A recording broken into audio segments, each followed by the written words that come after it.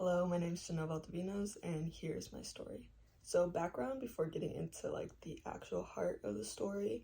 When I was in the 5th grade, I remember being at my grandma's house when out of nowhere my grandma just immediately started screaming, and it was because my grandpa was having his second stroke.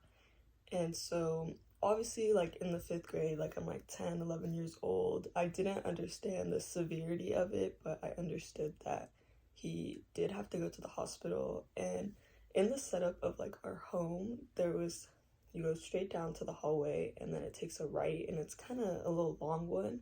And my grandpa was in that last little room. And the setup is a bit weird because that end point is a hexagon, and so I just vividly remember the paramedics having a hard time getting him out of there. And this is a huge part, and it makes sense as to what happens in the actual story. But once he got to the hospital, I remember he was in there for about a week, and the last thing I remember is them saying he may not make it, and there wasn't much options besides putting him on life support and leaving him like that, or bringing him back home on hospice, as because of the stroke he was no longer able to eat. He was basically considered a vegetable and bedbound, and it was a really hard decision for my grandma, in which she actually put most of that decision for my mother to make. And so obviously as a kid, they would sugarcoat things for us to not make it seem that difficult, but we kind of pick up those things, and ever since I have actually had really bad anxiety because of it. But I'm not gonna blame all of it entirely on that, but I do remember it having a huge effect.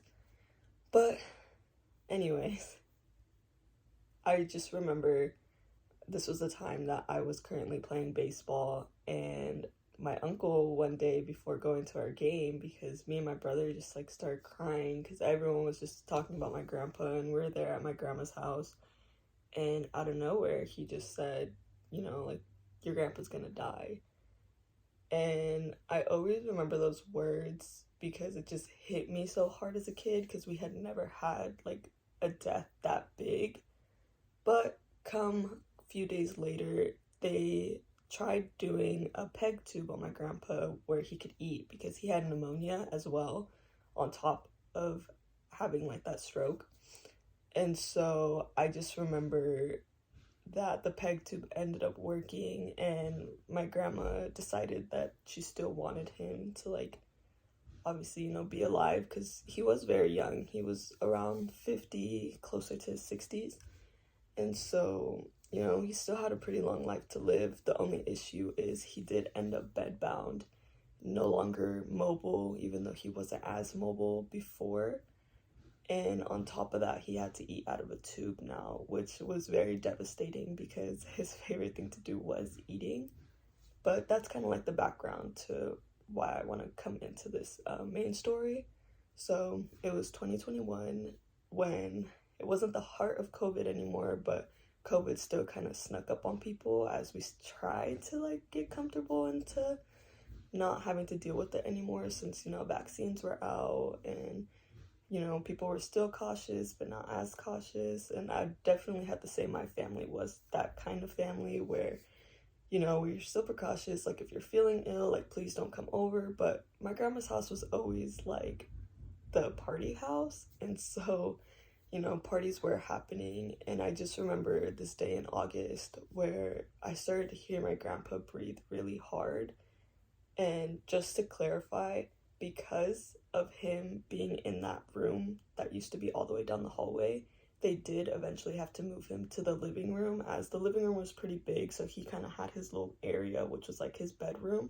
And this was the normal for us. No one really saw it as weird. It was for his health if anything was to ever happen.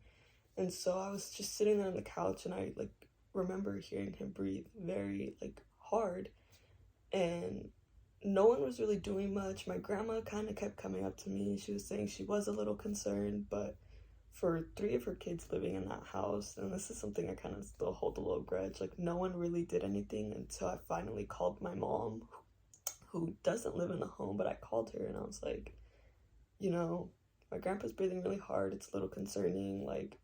can we please, get him some help?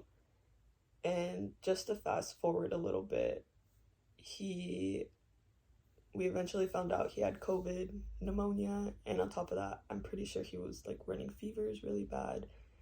And it came to a point where he was at the hospital alone because of COVID. We couldn't go and be with him. And it was a really complicated situation, but eventually we got a call and they said he wasn't really gonna make it. And so if we wanted to bring him home, we had to bring him home now. And that's what we ended up doing. And he was there on hospice for about 4 days. And my mom ended up getting COVID during that time, since it was kind of like all over the place in that house. And I just remember we were here stuck at home and we weren't able to be there for like his last breaths. But ever since then, I kind of hated the world because of it. And it actually took a really huge toll on my senior year, because this all occurred 2 weeks before my senior year.